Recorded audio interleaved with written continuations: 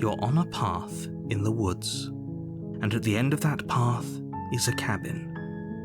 And in the basement of that cabin is a princess. You're here to slay her. If you don't, it will be the end of the world.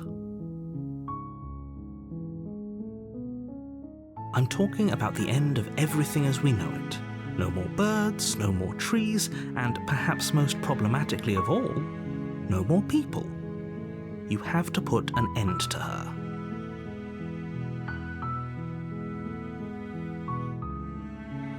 Does it?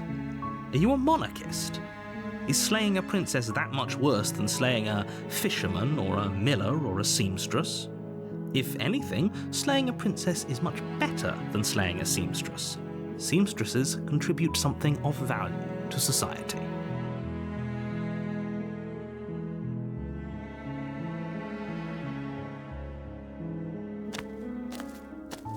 You make your way up the short path to the cabin. You'll find the princess within. A warning before you go any further. She will lie, she will cheat, and she will do everything in her power to stop you from slaying her. Don't believe a word she says. We're not going to go through with this, right? She's a princess. We're supposed to save princesses, not slay them. Ignore him. He doesn't know what he's talking about.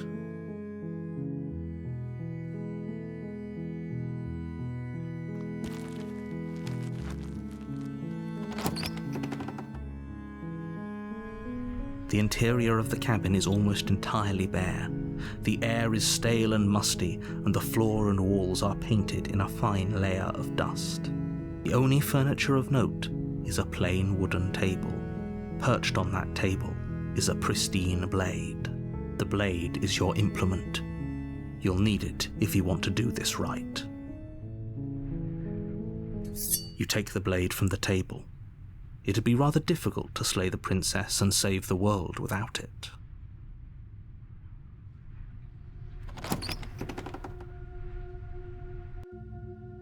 The door to the basement creaks open, revealing a staircase faintly illuminated by an unseen light in the room below.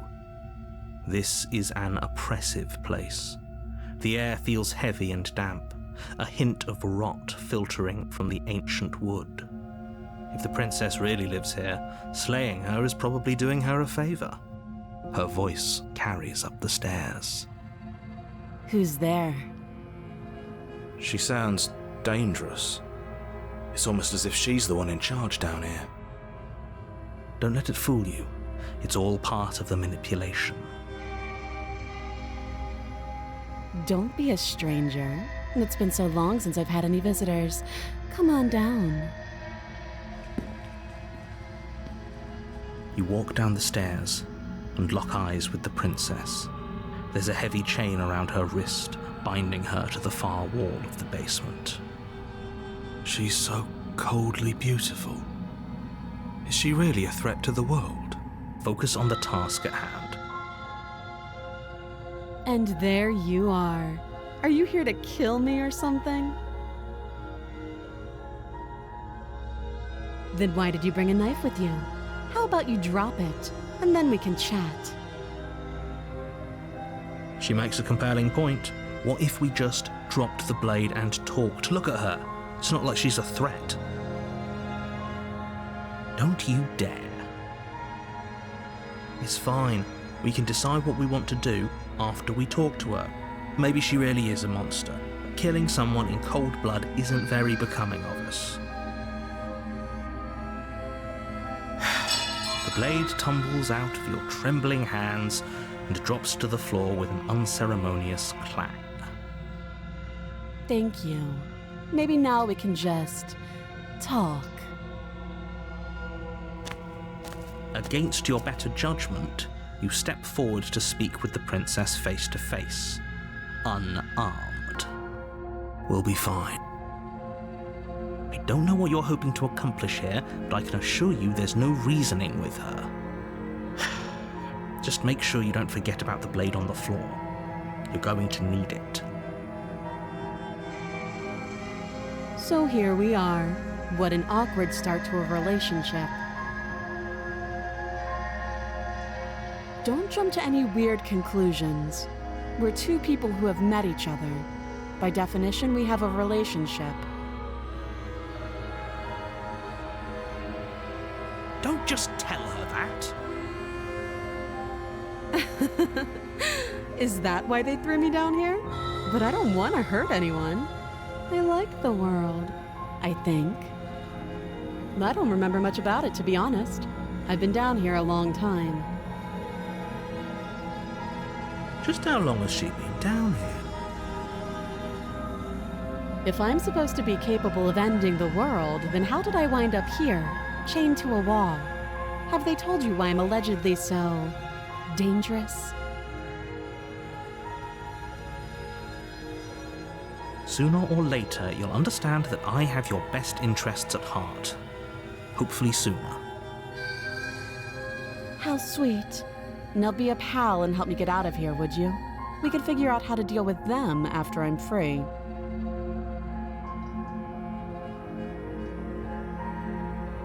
You walk up to the chains binding the princess to the wall and give them a tug.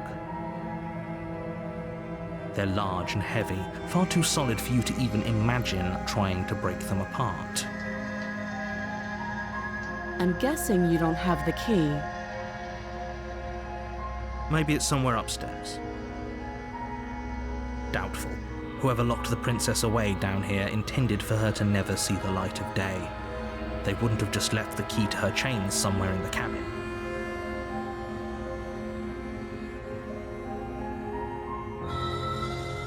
Well, you do have that big, sharp knife. You could always cut me out of here.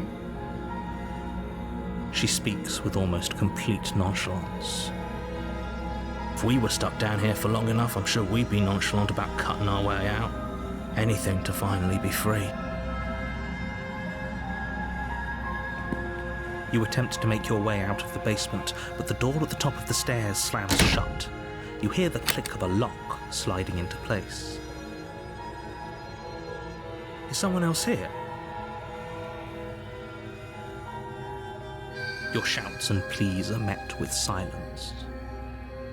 You're here to slay the princess, and you won't leave until the task is done. You try the door, but it's locked from the outside. I'll repeat myself once again. You're here to slay the princess, and you won't leave until the task is done. You make your way back to the bottom of the stairs. This would have been so much easier if you'd simply slain her like you were supposed to. Easier for whom? Easier for everyone. I heard the door slam. They locked you down here too, didn't they? The knife. Pick it up and cut me out of here. You won't like what happens if you do that. Against your better judgment, you place the blade against the princess's arm, just above the massive, unyielding chain. You cut into her flesh.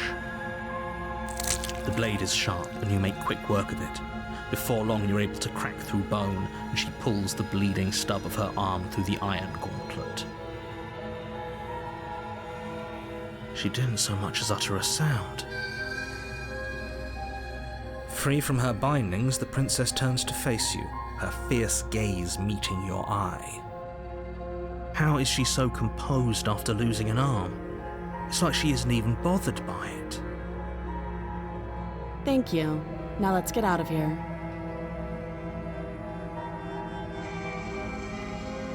No, we won't have any of that. The stakes are too high. You can't just let her escape into the world. No, I just can't let her escape into the world. As the princess approaches the bottom stair, your body steps forward and raises the blade. Wait, this isn't fair. You can't just do that. Watch me. You bring the blade down and plunge it into the princess's back. Finally. Okay. There's no going back now. Though the blade left a deep gash in her shoulder, she barely so much as flinches. turning around to stare at you incredulously. Are you serious? I don't know what came over you, but if we're doing this, I guess I'll have to kill you. Do you think I need both of my arms to do that? I can beat you to death with one. But I don't have to tell you that. I'll go ahead and show you.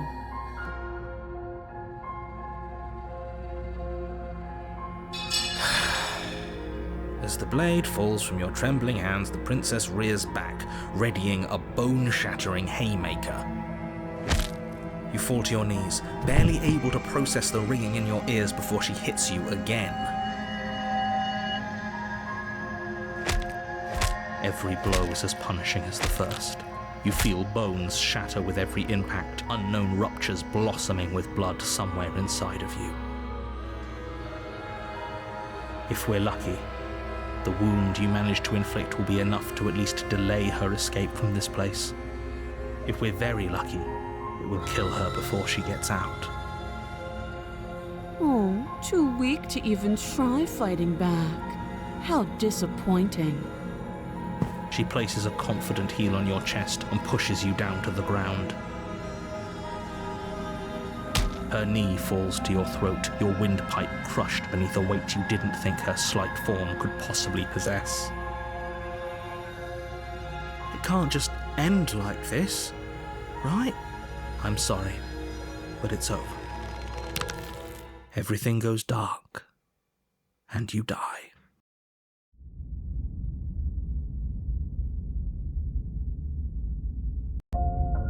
You're on a path in the woods, and at the end of that path is a cabin.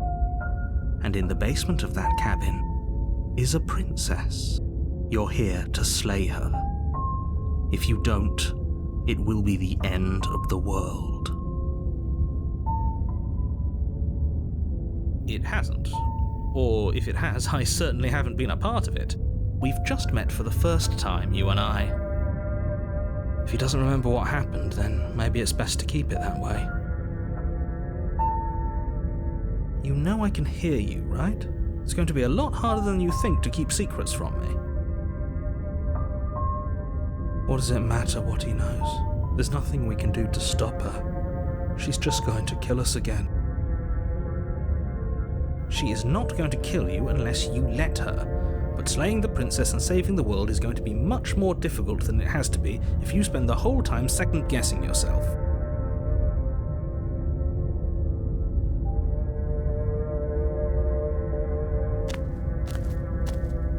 A warning before you go any further. She will lie, she will cheat, and she will do everything in her power to stop you from slaying her. Don't believe a word she says. We might as well just pledge ourselves to her and stop pretending we're capable of doing anything in this situation. She probably doesn't even need to try to overpower us. Can we tone down the pessimism just a smidge? I'm not being a pessimist. I'm just being realistic. You're being annoying. Just ignore their bickering, and whatever you do, don't pledge yourself to her. I cannot stress enough how absolutely catastrophic that would be for everyone, yourself included. I agree. If she's wrongfully imprisoned, then we should rescue her, but if he's telling the truth, we shouldn't just hand her the world on a silver platter. Rescue her? Given the stakes of the situation, there isn't really a difference between rescuing her and pledging yourself to her. Either would be terrible.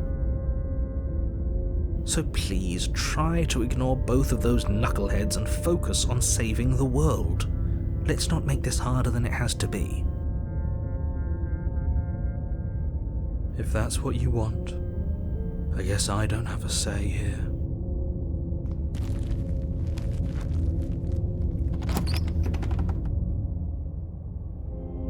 The interior of the cabin is larger and more grandiose than its humble exterior would suggest. The only furniture of note is a massive marble altar with a pristine blade perched on its edge. The blade is your implement. You'll need it if you want to do this right. Why do we feel so small? We don't feel small. We are small. That's because there isn't a mirror. There's the altar, the blade sitting on the altar, and the door to the basement. There's nothing else in here. There's definitely a mirror. There isn't. Who cares if there's a mirror? We're all going to die anyway, and I'm sure that if we looked in there, we'd just see something sad and miserable looking back at us. We don't need any reminders of what we are. It would only make things worse. For the last time, you're not going to die unless you let it happen. And luckily for you, there isn't a mirror, so no one needs to worry about confronting a grisly visage any time in the near future. Though, for what it's worth, if there were a mirror, I'm sure that you wouldn't find anything sad or miserable in it looking back at you. You probably look perfectly normal. Probably. Do you not know what we look like? He knows. He just doesn't have the heart to tell us. But it does matter. Don't you care if we're being lied to? If he's willing to lie about something as innocuous as a mirror, what else is he hiding from us? I'm not lying to you. Use your eyes. There is no mirror. Why would I lie about something so meaningless? What good would a mirror even do? Let you waste time preening yourself instead of doing what needs to be done. But there was a mirror a second ago. We should count ourselves lucky. Some things are better left unseen. You take the blade from the altar. It would be difficult to slay the princess and save the world without a weapon.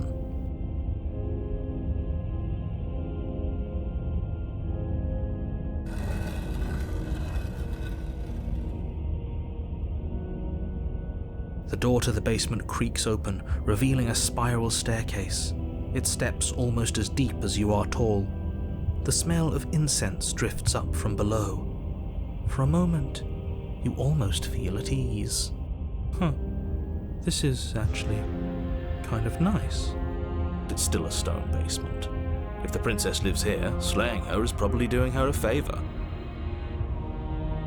Her booming voice rolls up the stairs. Is that a guest I hear? Don't linger on the stairs. Come down and witness me. You weren't kidding when you said it was booming.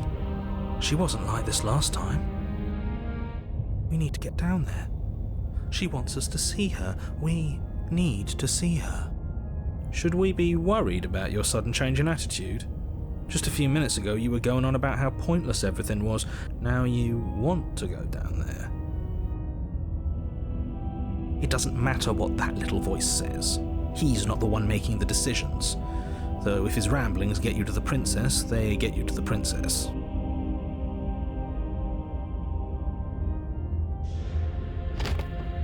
Making your way down the spiral staircase is a time-consuming and exhausting effort, every step requiring you to clamber over one edge before dropping to the next. But soon the end comes into view, and you tumble to the bottom, entering the vast, temple-like room beyond. The princess towers over you, almost glowing in the weak starlight, her figure framed by a stained glass window. Her long hair billows around her, and a chain binds her wrist to the far wall. The chain is nothing to her. It might as well be a toy for all the good it would do. I told you it was pointless to resist her. The little bird has returned to me. I wonder what he wants. You've brought that knife again, even though you know it's useless. Such charming audacity. Drop it. The blade slips from your fingers and clatters uselessly to the floor. We didn't have to do that. And yet you did. She's so much more than us. You wouldn't understand what it feels like to be in her presence. Oh, I understand what's going on, and you'd better snap yourself out of it. Kneel. On her command, you fall to the floor, knees painfully connecting with hard stone. That's my good little bird. Now, why don't we talk? The last time we met, you told me I was destined to end the world. That thought wrapped itself around my heart. It has pulled at me since the moment I squeezed the life out of your broken lungs. I could feel its fundamental truth awaken me. The collapse of the old is a necessary prelude to the birth of the new, and the world as it is now is overdue for alterations. It's time for me to seize my destiny, and you, little bird, will help me seize it. Well, that gives away the game, doesn't it? It certainly does. And beyond that, it more than lends credence to our conversation in the woods. I don't love the thought that in some other reality you failed to destroy her, but what's done is done. I can only hope it helped you learn a valuable lesson. You are the only one who can deal with her, and if you don't, well, she's let you know what will happen, hasn't she? Then you shouldn't have trusted us with her destruction. She is inevitable. Can't you feel it? He's being melodramatic, but he's not exactly wrong, is he? What are we supposed to do to stop her? Okay, first things first, you're going to have to stuff those pessimistic thoughts someplace far, far away and commit yourself to what needs to be done.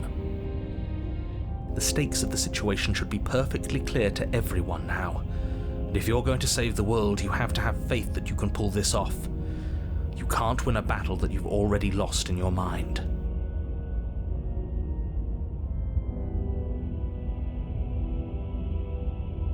All you have to do is break these chains and set me free. Don't be rude. Of course she can.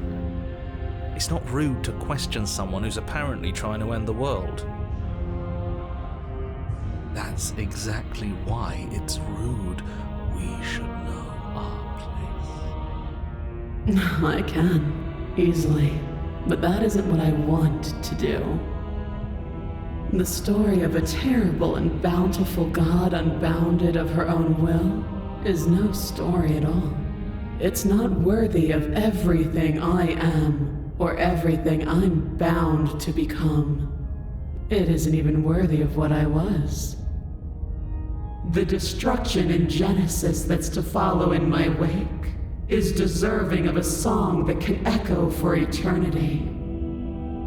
The song of you, being so struck by my glory, so overwhelmed by what I am, that you feel you must deliver me into the world.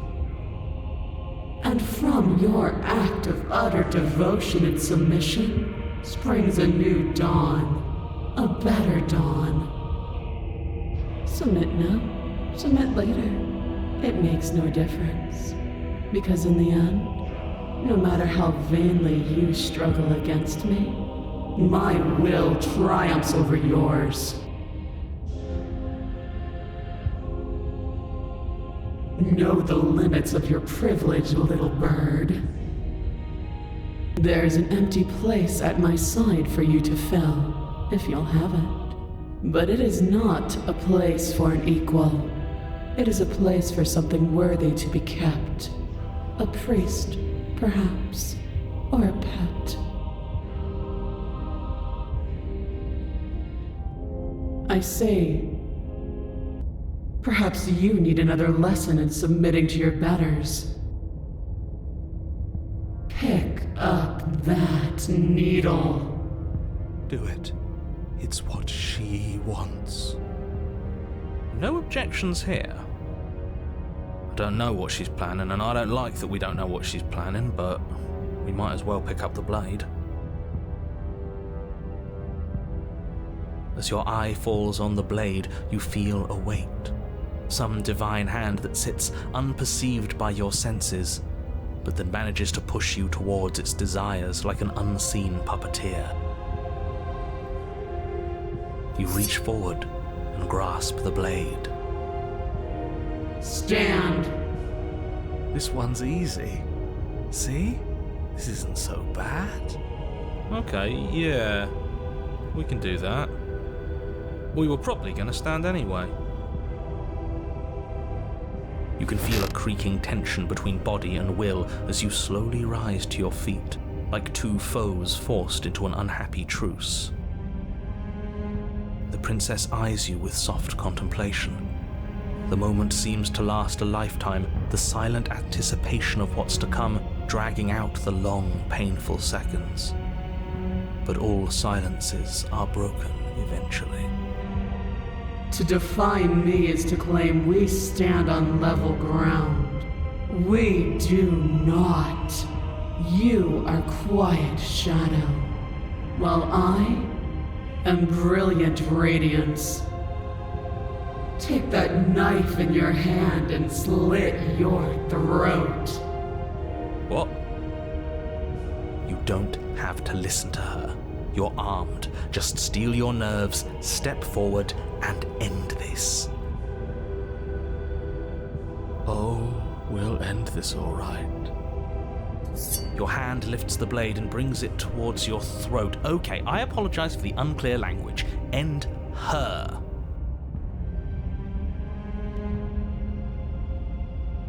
No, you can't just slay yourself. You're perfectly healthy and capable, and all you have to do is ignore her and do what has to be done.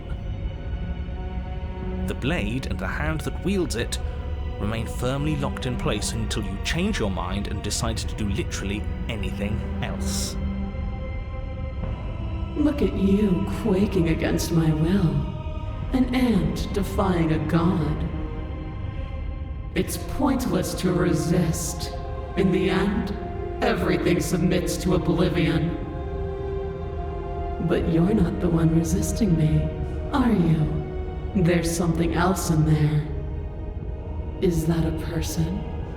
No, it used to be a person. It's something different now. An echo. Is she talking about you? That's impossible. She's not supposed to be able to interact with me. You're a small one, aren't you? A shriveling little worm stretched beyond its limits, trying to control things that it can't understand. No. What are you talking about? I don't care what you are. You're mine.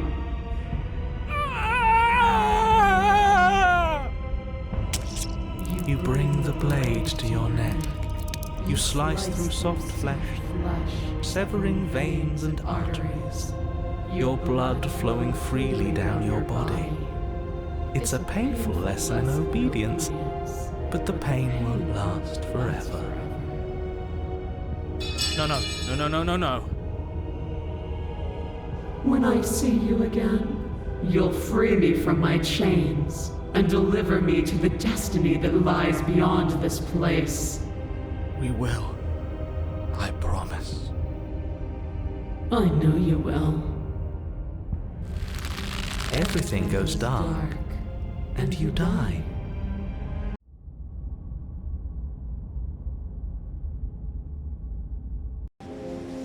You're on a path in the woods, and at the end of that path... Oh, let me guess, and at the end of the path is a cabin! Excuse me? Come on, man. We can see it right in front of us. And besides, we've been here 5 times already? I think this is 3.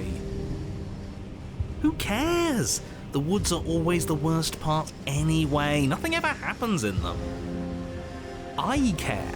Every single time you've been here, it means an entire other reality has been damned to oblivion. One reality is already an incalculable loss. And there is a massive difference between 3 and 5. Feels like the numbers getting thrown around here are too big not to be abstract. Numbers like 5, numbers like entire realities. At the end of the day, it's all just silly, isn't it? None of us can count to a whole reality, and he's asking us to think about the difference between 3 and 5. You're already starting to lose the thread. Just because you can't personally sum up the contents of an entire reality doesn't mean that the people inhabiting it don't contain moral value. If you have any sense of ethics left in there, if you have any moral compass, please, you have to stop her. Don't you get it? Might makes right, and she didn't even have to touch us last time to prove her power. So what? Just because she made us kill ourselves, we're supposed to submit to her authority without question? I knew when to surrender to our better. You would have lost eventually anyway, and it would only have made her angry. It would only have made things worse for all of us. Oh, for the love of... Can you all please just get on with it? You're not making this any easier for yourselves. Do we even have agency right now? We either do what she wants, or we do what he wants. Either way, we're listening to somebody. Please, nothing in life is a binary. Obviously, we find a third choice that nobody wants. You all talk about choices and freedom, but there is no choice when it comes to the will of a god. I'm going to cut you off right there. She is not a god, and the more times you fail, the harder it becomes for you to succeed. But the fact that you're still here means you still have a chance to pull this off. So, princess, dangerous, cabin, slay, now. And right now you have neither the time nor the mental acuity to handle a single response. It's now or never. As you finish your inane question, the ground quakes beneath your feet. You feel an unyielding force pulling at you and your surroundings. The trees start to sway and then crumble, breaking apart as everything is drawn towards the cabin. Even the earth beneath you seems to shift, your feet unable to grip solid ground as you're dragged forward along with everything else. The end of everything. The beginning of something new. The moment we open that door, she will be free. Any, words of warning? You already know everything you need to know.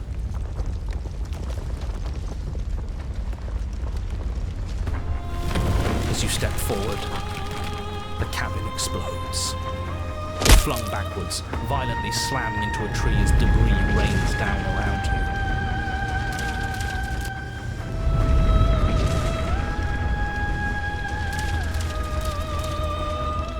You watch in paralyzed awe and terror as the princess emerges, her body unfurling from some vast space as she stands upright to face you. The world bows to her. The ruined landscape shifts, trees and stone and the ground itself succumbing to her gravity, orbiting her like a great black hole. Finally, the little bird has set me free. This is always how it was going to end, and this is always how it was going to begin. There's a loud thunk from the tree behind you as something embeds in its shattered bark. Your pristine blade. It's now or never. All right, spiting him it is. You don't know what you're doing. That's half the fun. Fill the empty seat by my side. Join me for a new dawn. You fool. You can feel the pull of her gravity catch you, carrying you from the ground into the violent swirl of her orbit. Come to me. Her words are like a gentle tug, drawing you closer to the mountain of her body. You land softly on her shoulder. Her skin is warm and comforting. This really is the end. Is it the end? We're still here.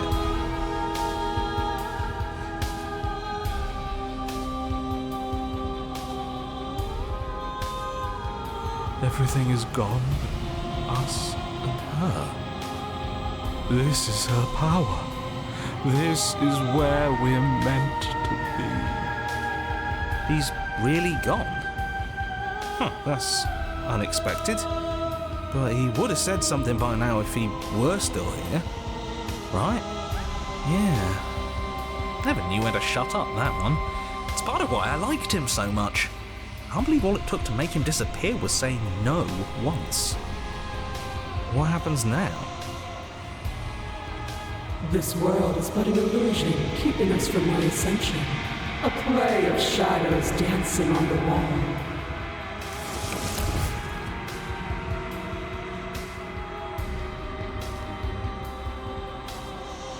The flame may be snuffed, but the wall remains. This isn't just for my glory. You are a part of this now. See? This is nice. We're safe. She's helping us. She's helping everyone.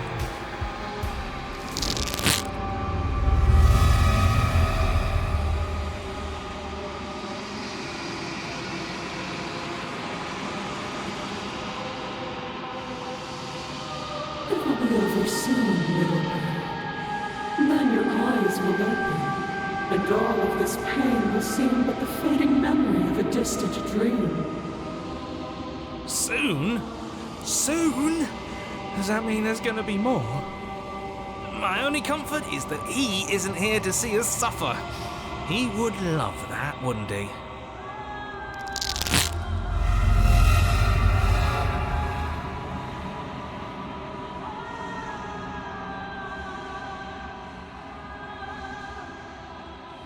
Yes, hurt her. Do something, anything, to make it stop. No, if suffering is what she demands of us, suffering is what we'll give. Why would I doubt our God? It is so, so tempting to see what's on the other side of that great big nothing, but I think I'm gonna lose myself if this goes on for much longer. Why do we have to be the ones going through all this pain while she gets all the benefits? Blasphemer. We have been given the gift of offering ourselves to a higher purpose, and you spit in its face.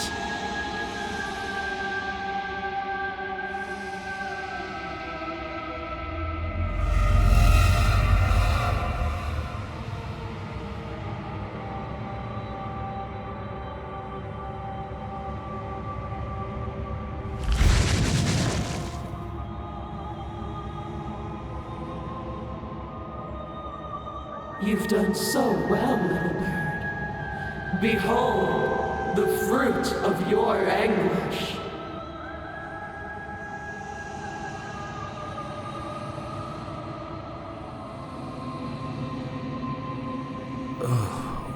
Where are we? Does it even matter? Here, there, it's all the same. You're all starting to sound like me.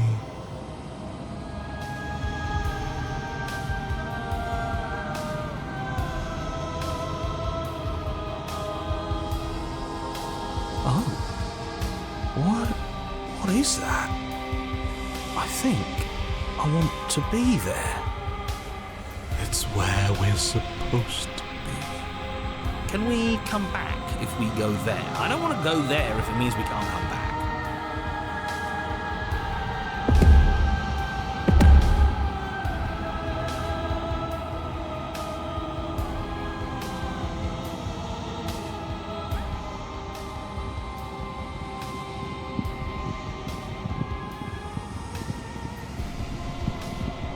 Were we supposed to stop?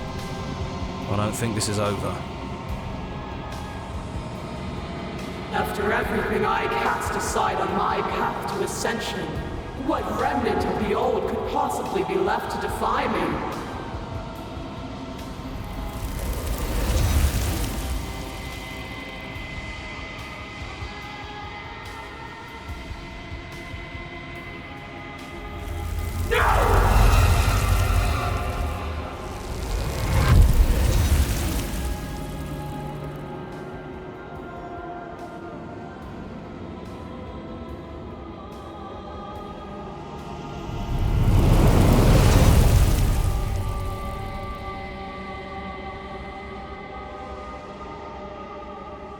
We have to be able to do something to help her.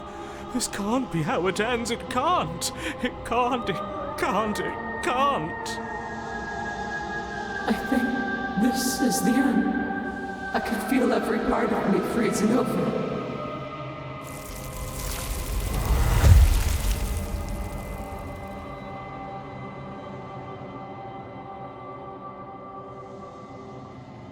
You have been the only thing I've ever known to show me grace. I am sorry if I have not shown you the same.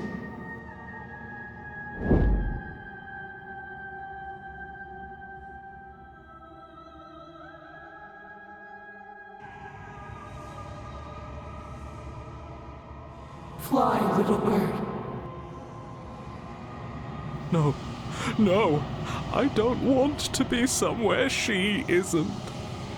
It would always be dark without her. It's what she wants for us. But can we make it? Of course we can. We can do whatever we want. And I believe in her.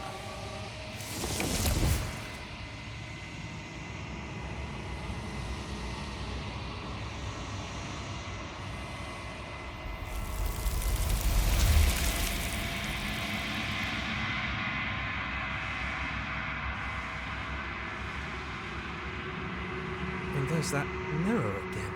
Why is it here? Why now?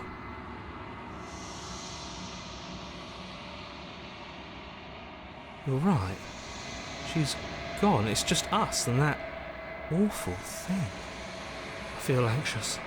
Does anyone else feel anxious? Then what the hell are we supposed to do?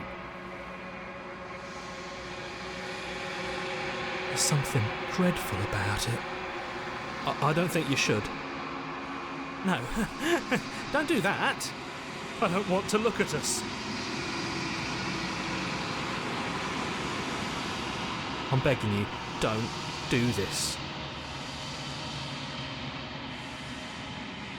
It's different now. It feels, I don't know, final.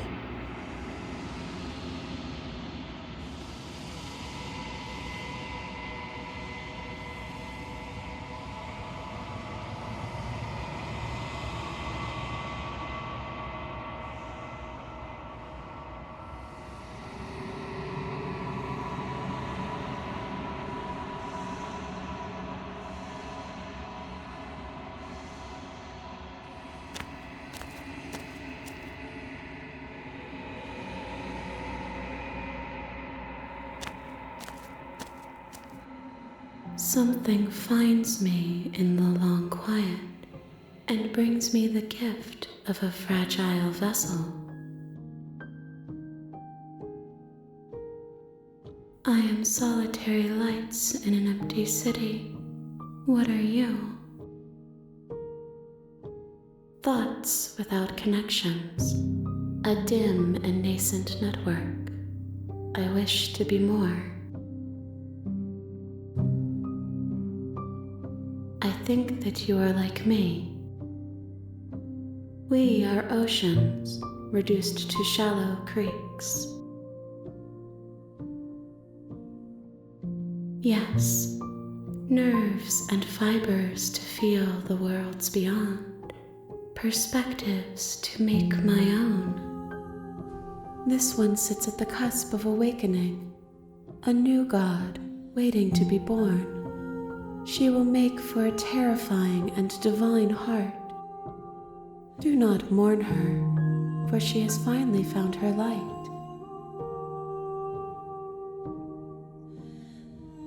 How can the world have ended if we are talking? I'm sorry. There are some changes that can never be undone. There are some tears that can never be unshed. This is not a place that can hold a fragment of a concept. The moment she arrived here, she was going to return to me. I promise that it doesn't hurt. You are the only thing I have ever known. The space we're in is vacant. Nothing comes here but us. I have only just now stirred to consciousness. I could not have trapped you here, and I too yearn to be free. I know only that they are. She is part of me, and part of me is her. You speak in circles. Does it matter where one thing begins and another ends? You are familiar, but you are not me. I feel sadness, longing, hope as I witness you. Nothing, as we are, but I know that there are worlds beyond us, and that we are meant to reach them. There is no exit, but this vessel is a creature of perception. She can make you forget, if only you believe her to be able to. Bring me more perspectives, so that I may be whole, and perhaps then we will know our freedom. Everything, until we meet again. More than you have found, but less than there are to find. I am infinite. The rest will find their own way home. Then we will be here forever, as we are now, unfinished, dry, hollow.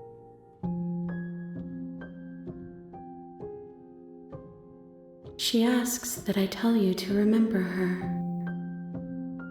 You won't.